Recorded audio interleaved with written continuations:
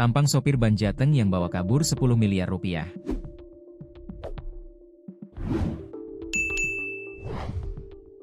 Sopir ban Jateng cabang Wonogiri, Anggun Tias, telah ditangkap polisi dari Polresta Surakarta. Anggun merupakan terduga pelaku yang membawa kabur uang senilai sekira 10 miliar rupiah milik ban Jateng. Anggun ditangkap di Kecamatan Panggang, Kabupaten Gunung Kidul, DIY pada Senin, 8 September 2025, sekira pukul 4. Kapolresta Surakarta, Kombes Pol Catur Cahyono Wibowo membenarkan penangkapan tersebut. Alhamdulillah, dari Polresta Surakarta sudah menangkap pelaku utama di Panggang Gunung Kidul.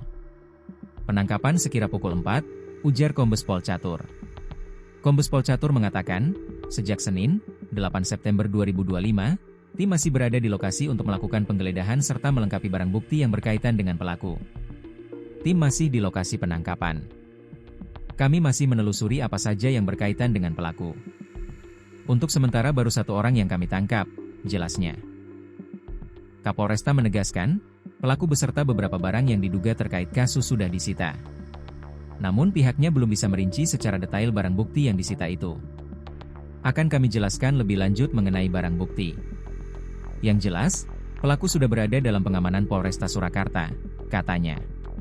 Kombes Pol Catur mengatakan, pihaknya akan segera menyampaikan perkembangan terbaru dalam penanganan kasus tersebut. Untuk progres ke depan akan kami sampaikan lebih lanjut. Saat ini kami fokus pada pemeriksaan intensif terhadap pelaku, pungkasnya. Diketahui, sopir ban Jateng cabang Wonogiri, berinisial masuk daftar pencarian orang, DPO, karena membawa kabur uang 10 miliar rupiah, yang diambil dari Ban Indonesia, BI, dan Ban Jateng Jalan Slamet Riyadi Surakarta, beberapa waktu lalu.